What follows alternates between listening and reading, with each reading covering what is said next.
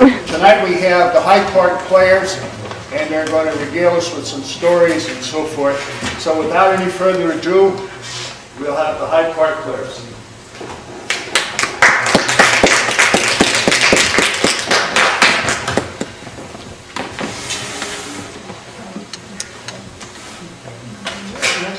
Thank you, Grandfather. Grandfather, Yes, dear. who is Sarah? Mother said to ask you when I got older who Sarah was. Your mother was a very special woman.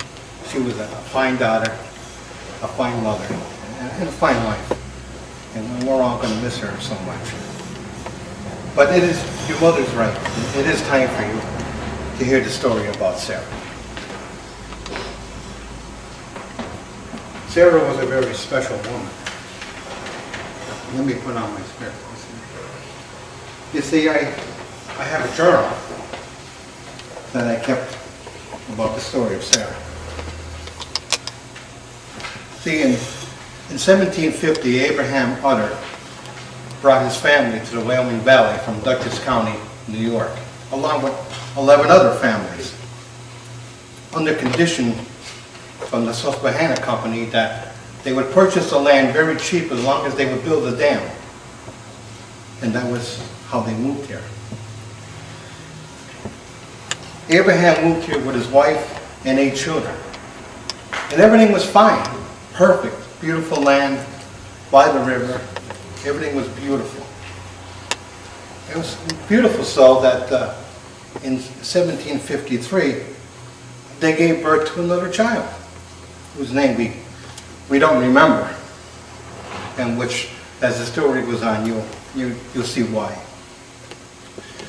Everything was perfect until 1756. You see, the war broke out between England and France, which they called the 7-Year War. And here in North America, they called it the French and Indian War. Well, Abraham Utter, and along with the other settlers in the Wyoming Valley, went to the British officers, Lord London and Lord Abercrombie, and asked them if the settlers in the Wyoming Valley are safe staying there. And they assured them that the Wyoming Valley is secure from anything from the French. So life went on in the settlement. In 1757, Abraham Utter and his son Moses and his other son Abraham went to work the wheat fields up in the Mechanic area. They were out of the Wyoming Valley. And at home in the homestead was his wife and his 6 children. And you see, Abraham was a tinsmith by trade, and he had a journeyman that was living with him at the time. Well, in August 1757, at the dinner table, Mrs. Utter and her 6 children and the journeyman were sitting down for dinner, and 2 Indians walked into the house. 2 Indians that they knew, that were local Indians. But behind them, there were 4 Indians that they weren't sure who they were. And the 4 Indians gathered around the table, and they seen the lone man sitting at the table, and they reached over and they grabbed the man, and they pulled him outside the doorway, and they tomahawked him, and they scalped him. Just then, the children gathered up around the mother, and the mother said to the children, they are going to kill some of us and take some of us captive. Who, I don't know. Just then, the Indians came back in from tomahawking the journeyman, and they asked Mrs. Utter where her husband and the sons were. And she said she don't know. She thinks they're going to work on the dam. She lied, thinking that she would give her husband and her sons time to escape. Just then, the Indians slam-shacked the house looking for food and whatever supplies they could take with them. You see, them 4 Indians that were with the 2 local Indians were Canadian Indians that were local to the French. I mean, that were loyal to the French. And they came down with 30 other Indians and squaws and attacked in different segments of the Wyoming Valley, killing and destroying and capturing. So that the Indians looked over the wife and the children, and they grabbed Sarah, who was 9 years old, and they grabbed her sister that was 7, Johanna, and they grabbed her and they brought them outside. And outside then there was 4 other Indians with a local boy that they knew by the name of David Harris. Just then, they heard screaming inside the house. The mother and the rest of the siblings were tomahawked and scalped. Johanna fell to the ground crying, and Sarah reached down and tried to console her. "Don't cry, please, don't be yelling." And she was screaming at the Indians, "Kill me, kill me, kill me now." Sarah said, "No, please, Johanna, stop. You can't be doing that. We have to go along with them." So just then, 2 Indians came out of the cabin carrying the scalps of her mother and the rest of her siblings. They pushed them and they moved them along. Johanna still crying, and Sarah was trying to console her. They met up with several other Indians, and there was a number of 30 Indians, and they all had other captives too. A number of 33 captives altogether. 5 of them which were adults, the rest were all children. And the adults, my mind is going, my dear, I'm so sorry, but a good thing I wrote this down when I was told the story. But Thomas Quick, a local, was also a prisoner. Israel Baldwin and his wife, and Jonathan Mosier, and a woman by the name of Mrs. Gifford, and she had with her 8-month-old baby. The Indians forced them to walk as they were carrying supplies. The men were made to carry stuff, very burdened to what they were. It's a very bad situation. The poor men, they had them carrying so much supplies that they could hardly walk. And the children that lagged behind, especially the boys, if they lagged behind and didn't listen to the Indians, they would hit them with the handles of their tomahawks on top of the head. The girls, they were very caring for, but the boys, they weren't. They walked for 7 days, sleeping in the dark, dense woods at night. And so what gave more fright to the children, like Sarah and Johanna and David Harris, is that the wolves howling at night. But it didn't seem to bother the Indians. In fact, there was an old Indian man who would lay down, and they find this kind of funny. When he would lay down and seem like he was going to go to sleep, he would jump up and scream some Indian words and throw powder into the fire and make a flash. And then he would dance around and make some other words, and then he would lay down again. And then after a while, get up again and do the same thing again. They found this kind of odd. But in the second day, the night after that, the man was gone. The old man was gone. What happened to him, they do not know. They walked for 7 nights. On the 8th day, they stopped, and they came to a clearing, where the clearing, there was a single post into the ground. And to the right of that post, in the corner of this lot, was a wigwam. Just before sunset, they separated Johanna and Sarah, making one go to the front of the line and the other one to the back of the line. And they took Israel Baldwin, and they pulled him, and they stripped him of his clothing in front of all the captives, and they tied him to the post. And they sharpened pine sticks, and they stuck them through his body. And they got fire, and they made a fire ring around the post where Israel Baldwin was tied. And they danced around in joy, and they were yelling and screaming in Indian words that we did not know. And Mr. Baldwin was screaming in agony. For every part of his body there was a branch stuck through his skin. Then after they hooped and hollered and they stopped, one of the Indians bent down and got fire, and they lit the sticks on Mr. Baldwin's body, which made the Indians even dance even more. They were dancing and screaming, and Mr. Baldwin was screaming in agony until death came. That was that night. Mr. Baldwin stayed at that stake all night long. The following day, we awoken, we heard Mrs. Gifford yelling, "Not my baby! No, not my baby!" They took the 8-month-old baby and opened the door of the wigwam, which was ashes all over the floor from previous fires, and they threw the baby in the wigwam, and they secured the door. And they got Mrs. Baldwin, and they tied her right outside the wigwam, so they could hear her baby crying. And 3 times a day, they would open the door for her to look in at her babe, but they would not let her feed her baby. For 3 days they did this. On the 3rd day, the baby's cries were no more. The Indians got up all the captains and said, "Move," pushing them as they were going. Sarah and Johanna looked back at the wigwam when they're going. They saw one of the Indians go in the wigwam and got the 8-month-old babe and threw it in the woods. They marched for 9 more days. Until the 9th day, they came across a river. And they came across 50 more Indians and squaws who also had captives from other villages that they raided. That night they camped and they fished and they hunted for food. That night there was a fight between the Indians. Who was going to get Thomas Quick? You see, we found out why they wanted Thomas Quick so bad.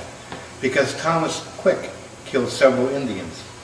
And each Indian tribe claimed Thomas Quick, for they wanted to torture him in their own camp.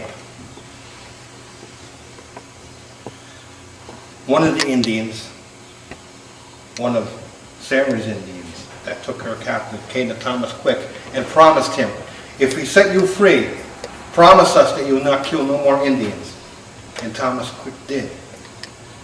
And he says, "As soon as you can make your escape, go," the Indian told him. And that night Thomas Quick ran off. The following morning the Indians noticed that Thomas Quick was gone, and they sent out parties to find Thomas Quick. But they could not find him. They come back with no man or no scalp, knowing that Thomas Quick got away. We felt kind of relieved, Sarah and Johanna and the rest felt relieved that Thomas Quick will soon tell others where we are, and soon we will be set free.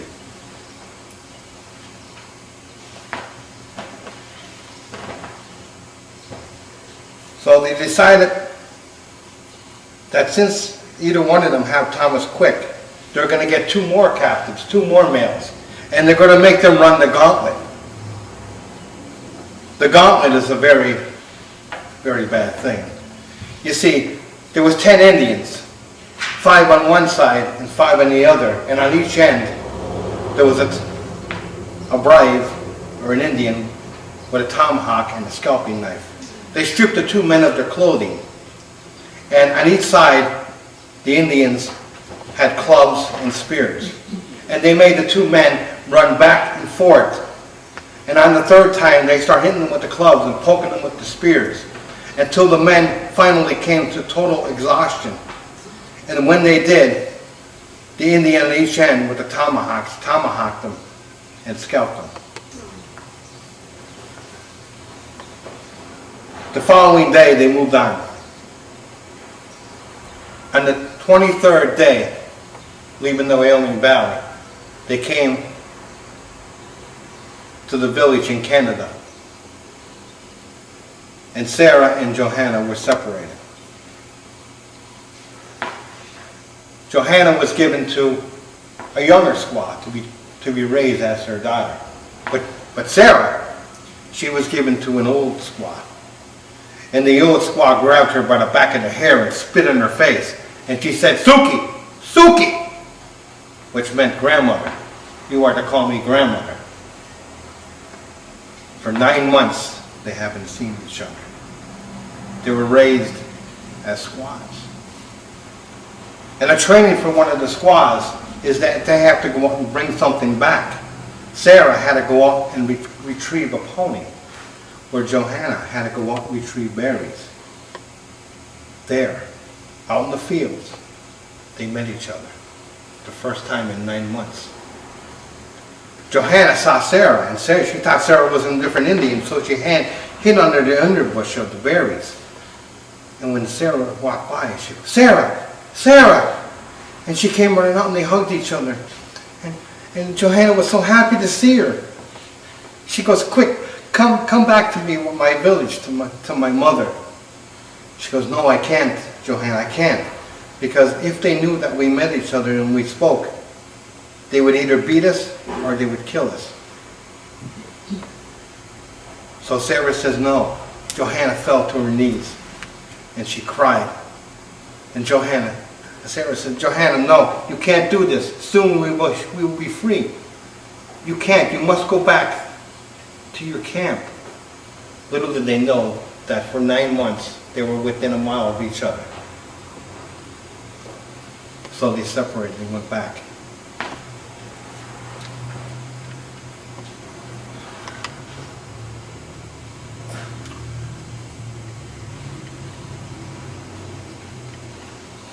September 1758, a truce was called between France and England to exchange prisoners. The prisoner exchange would be in the Great Falls at Niagara, at Fort Niagara. They were brought there by their prospective captors. And there was articles put in the newspapers. And when they got there, they were met by a British officer that knew the family of the others. He told Sarah and Johanna that soon after the massacre in Wyoming, that the father died. The father passed away. He died of a broken heart. And their brother, Abraham, their older brother, got killed by Indians. And their other brother, Moses, joined the British Army to get back at those Indians. Little did they know that 4 days before they got to Fort Niagara, their brother Moses died of dysentery. And the British officer brought them to the grave of their brother and said to them that he has things that belong to Moses and he's willing to share them with the two sisters, like a sword and different kind of things to watch and stuff. And they agreed to take a couple of articles of their brother. They were told that they were to go to New York City. So on October 10th, 1758, they got to New York City. The mayor of New York City was in charge of all the captives. And what he did was have them parade around the streets every day. So if somebody recognized them, they could claim them as their relatives. So as they were parading around the streets, the first day, nobody claimed them. The second, third, and fourth day, nobody claimed them. On the fifth day, they were parading around the streets, and they heard a name. "Johanna! Johanna, is that you? Johanna!" And she looked back, and it was her brother-in-law, Joseph Adams.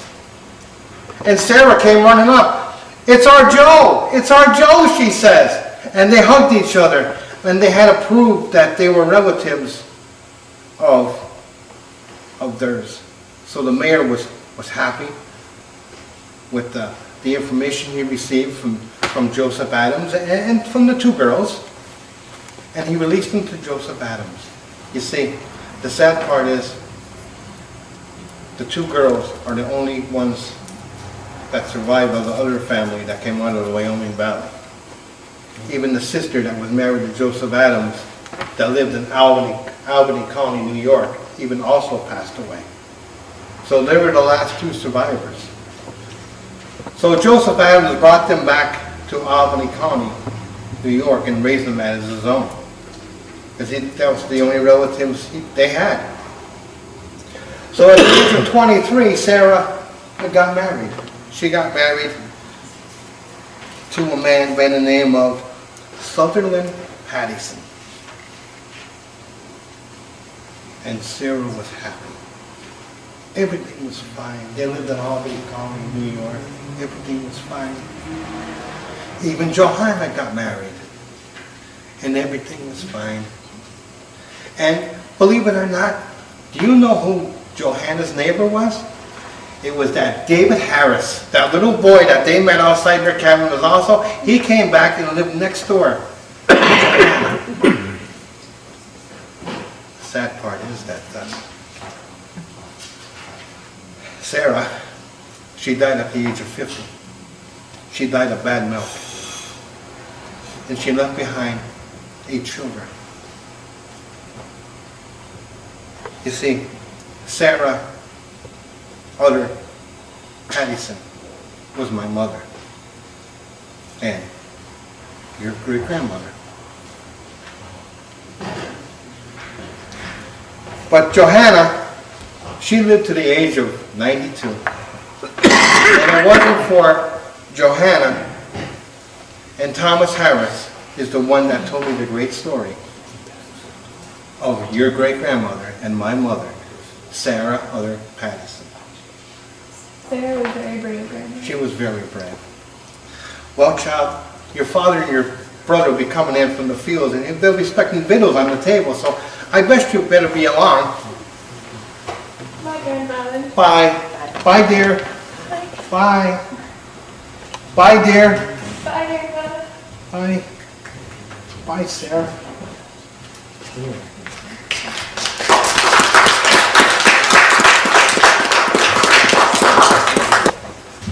How's everyone tonight?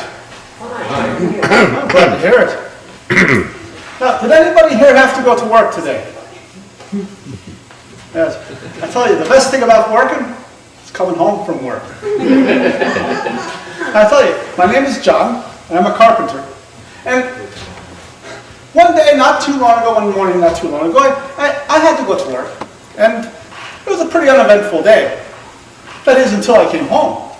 On the way home, everything was going just fine until I got a few doors down from where I lived. Now, I lived in Carbondale, just up on Upper Canyon Street. Now, I saw something something very strange was going on at the house next to mine.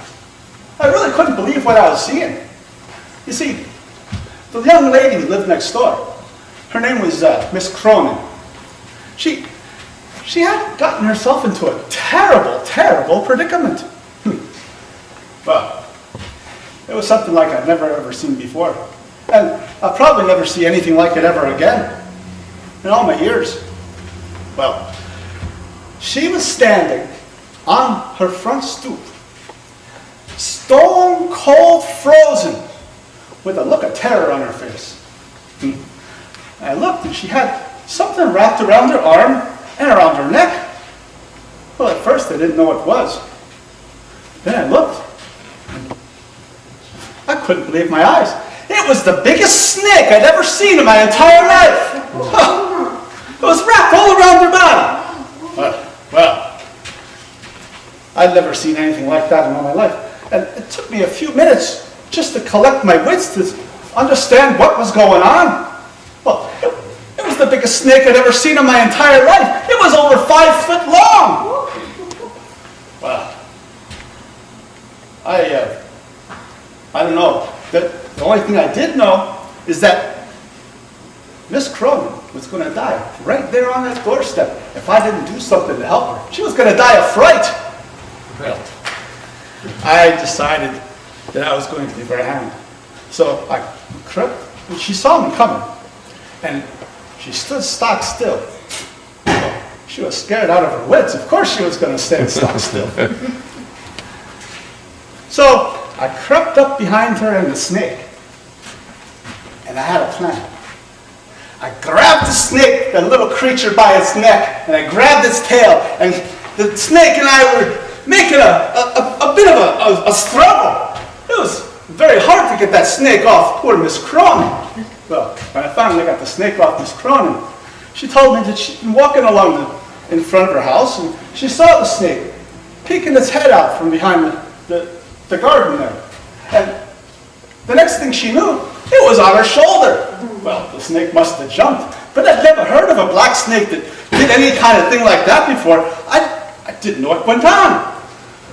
Well, once I got the snake disengaged from its prey, I found that it was much larger than I thought it was, and much heavier. So I called my son Harry, and he came over and he gave me a hand, and we got the snake over to my house.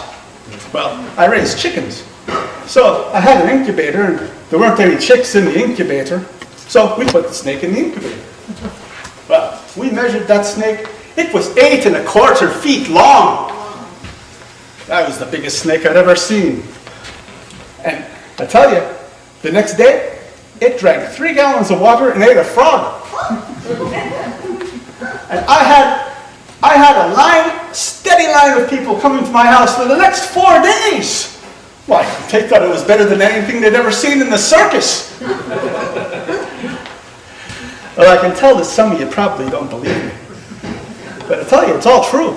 As a matter of fact, to prove it to you, I brought the snake with me. Oh, wait. I don't want any of you to make any sudden moves. I don't want to end up like Miss Cronin. Well, on second thought, maybe not. Maybe I'll leave it back over in the room there. It'll be over all right. But I hope you enjoyed my story. Have a good evening.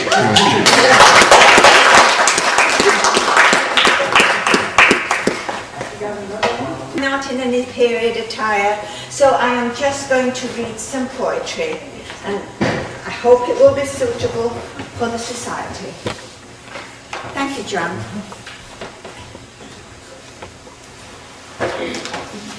The first one is called Independence Bell, July 4th, 1776, and the author is unknown. There was a tumult in the city, in a quaint old Quaker town, and the streets were rife with people, pacing restless up and down. People gathering at corners, where they whispered each to each, and the sweat stood on their temples with the earnestness of their speech. As the bleak Atlantic currents lashed the wet, wild Newfoundland shore, so they beat against the State House, so they surged against the door, and the mingling of their voices made the harmony profound, till the quiet street of Chestnut was all turbulent with sound. Will they do it? Dare they do it? Who is speaking? What's the news? What of Adam? What of Sherman? Oh, God grant they won't refuse. Make some way there. Let me nearer. I'm stifling. Stifle then, when a nation's life's at hazard, with no time to think of men. So they surged against the State House, while all solemnly inside sat the Continental Congress, Truth and Reason, for their guide. Or a simple scroll debating, which though simple it might be, yet should shake the cliffs of England with the thunder of the free. Far aloft in the high steeple sat the bellman, old and grey. He was weary of that tyrant and his iron-sceptred sway. So he sat with one hand ready on the clapper of the bell, where his eye would catch the signal, the long-expected news to tell. See, see! The dense crowd quivers through all its lengthy line, as the boy beside the portal hastens forth to give the sign, with his little hands uplifted and breezes dallying in his hair. Hark, with dear, clear intonation, breaks his young voice in the air. Hush the people's swelling murmur, whilst the boy's eyes joyously ring, he shouts, ring, Grandpapa, ring, oh ring for liberty. Quickly as the signal given, the old bellman lifts his hand. Forth he sends the good news, making iron music through the land. How they shouted, oh what rejoicing! how the old bell shook the air, till the clang of freedom ruffled the calmly gliding Delaware. How the bonfires and the torches lighted up the night's repose, and from the flames, like fabled pyramids, our glorious liberty arose. That old State House bell is silent, hushed is now its clamorous tongue, but the spirit is awakened, still living, ever young. And when we greet the smiling sunlight on the 4th of each July, we will ne'er forget the bellman, who betwixt the earth and sky rang out loudly, independence, which, please God, will never die.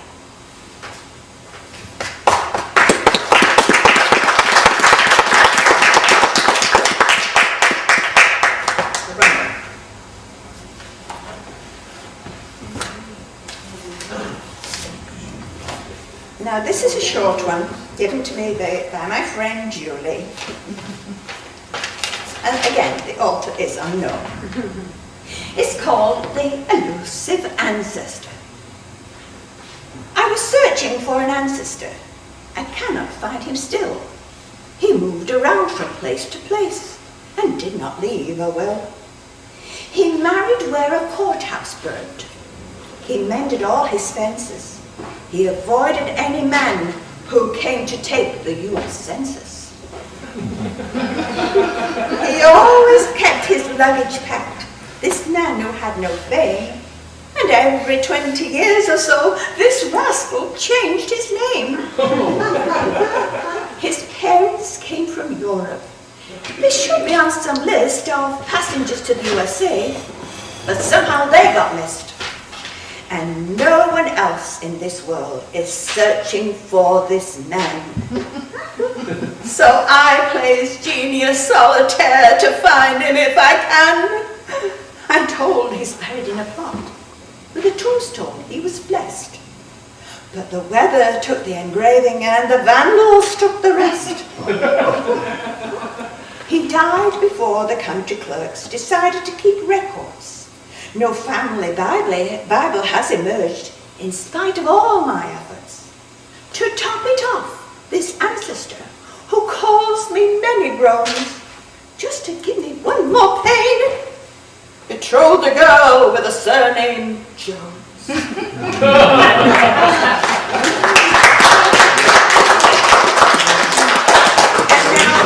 now I have a very short poem, which I'm sure you that were born over here knew about it in school. I didn't know about it, but I learned about it years later. It's a sonnet, really, by Emma Lazarus. I'm certainly going to ring a bell with some of you. The New Colossus. Not like the brazen giant of Greek fame, with conquering limbs astride from land to land. Here at our sea-washed sunset gates shall stand a mighty woman with a torch, whose flame is the imprisoned lightning, and her name, Mother of Exiles. From her beacon hand glows worldwide welcome. Her mild eyes command the air-bridged harbour that twin cities frame. Keep, ancient lands, your storied pomp, cries she with silent lips. Give me your tired, your poor, your huddled masses yearning to breathe free, the wretched refuse of your teeming shore. Send these, the homeless tempest-tossed to me. I lift my lamp beside the golden door.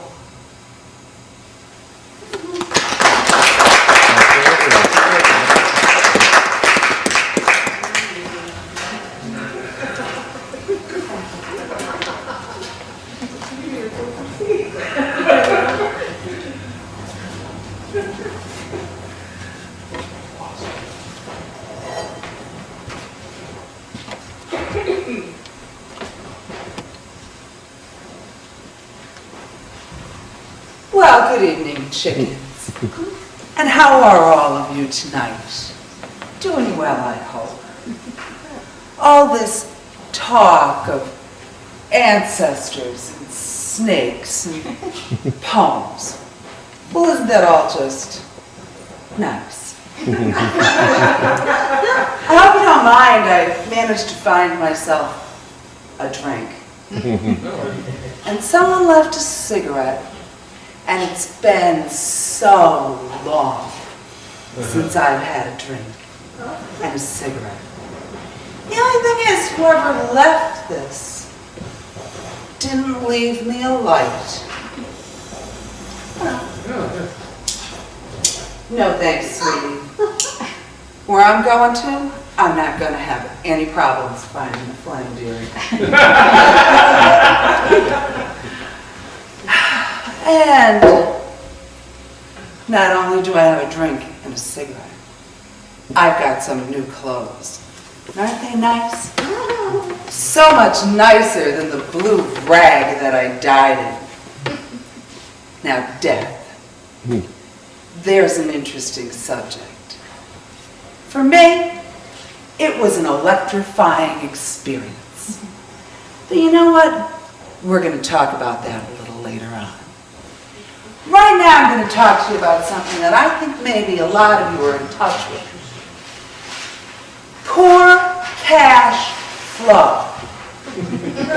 Hard economic times. Trying to make ends meet. It's nothing new. But how you choose to deal with it can make all the difference in your life and death. I'm going to tell you how it affected mine. My name's Ava, and I ran a boarding house a lot of years ago outside of Oneonta, New York. Well, you know, sometimes it was just a little bit more than a boarding house. Yeah, we had a lot of fun in my place. Oh, we had music and dancing.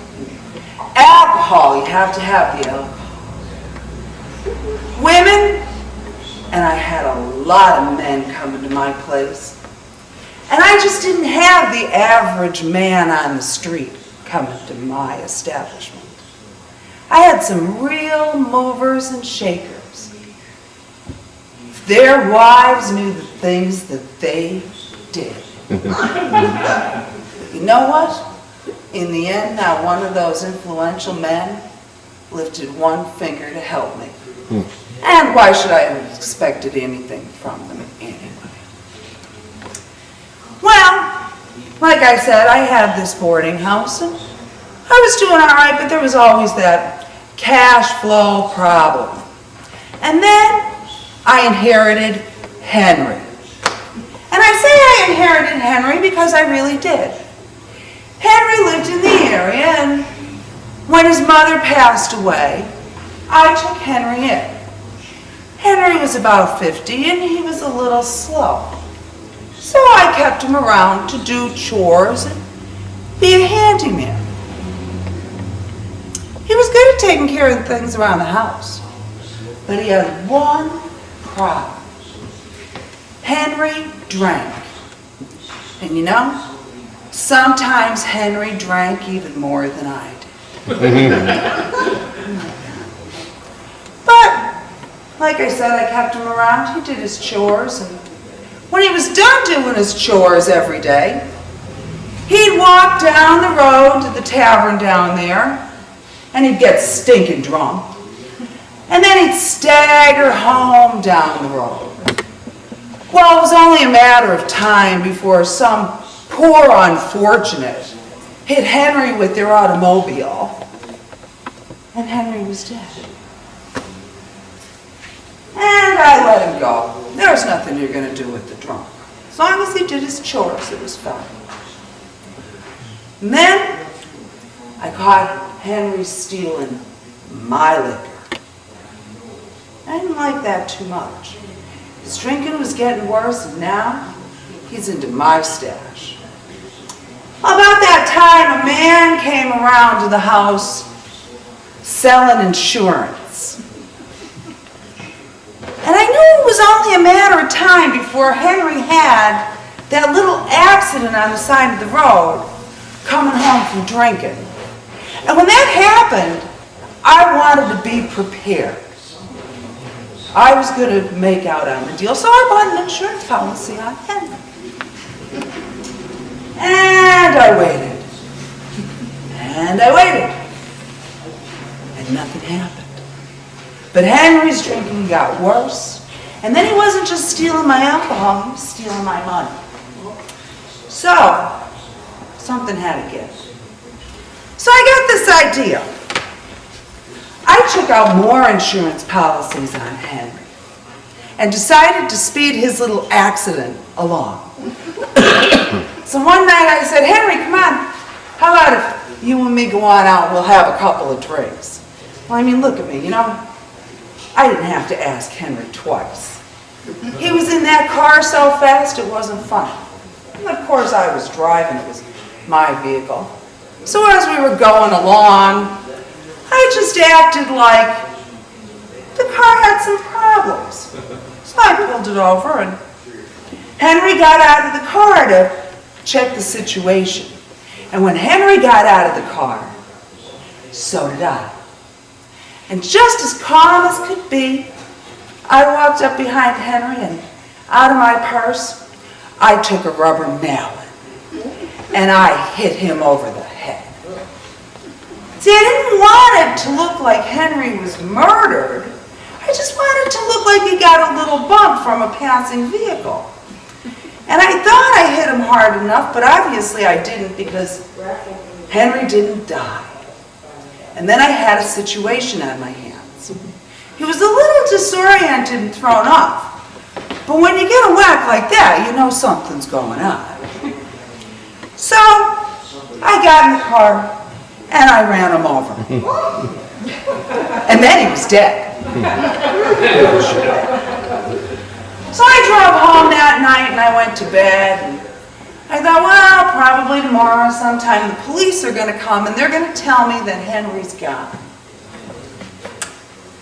And I'll give him a decent burial. Least I could do. And then I'll collect on all 12 of the insurance policies that I took out. Well, the police did come and things didn't go exactly as planned there either. There was some investigation, and when the police discovered that I had 12 insurance policies on Henry, well, the cat was out of the bag.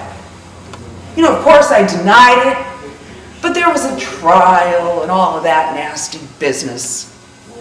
And I was found guilty. And I ended up in prison and in a cell. Imagine that, look at me. And not just any prison cell. I ended up on death row. Like I said, for me, death was an electrifying experience. I took my last breath in Old Sparky. You know what I want to say to you now? I just have a little bit of advice.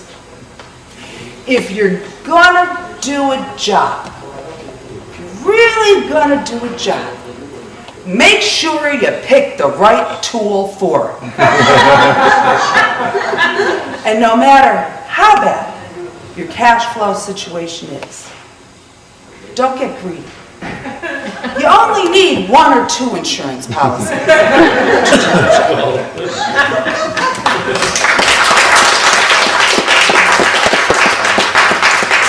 I just want to say that tonight's character was based on a woman named Ava Koo, who did commit that crime. She did get the electric chair in the 1930s. She's enjoying somewhat of a revival over the last few years. People are starting to realize that Ava Koo existed, and people are paying attention to her. Part of the reason I did her is insurance fraud is fast becoming the #1 crime in the United States. And it's because of the situation we're all in with the economy. The other reason I picked Ava is because not every one of your ancestors is going to be glowing. Somebody's got Ava in their family tree. I mean, you're going to find a bad one once in a while. Which leads me to this poem.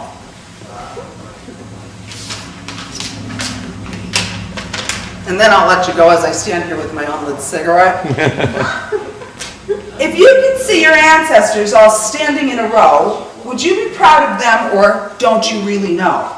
Some strange discoveries are made in climbing family trees, and some of them, you know, do not particularly please. If you could see your ancestors all standing in a row, there might be some of them perhaps you wouldn't care to know. But there's another question which requires a different view. If you could meet your ancestors, would they be proud of you? Thank you. And now I'll have that drink.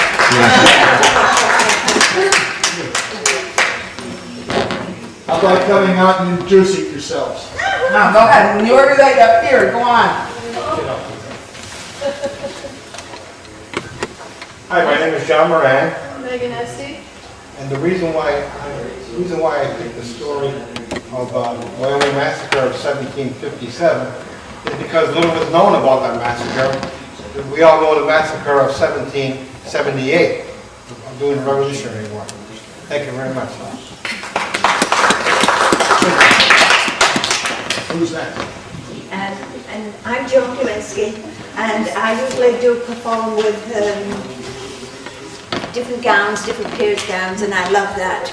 But tonight I just didn't feel in the mood for it, so I thought I'm going to do some poetry reading instead. Thank you. Good. My name's not John, and I don't really have an Irish throat. My name's Nelson. I'm from New Jersey. And my wonderful story tonight was written by Julie Esty. And I'm Julie. Thank you very, very much. Thanks, folks. Yeah.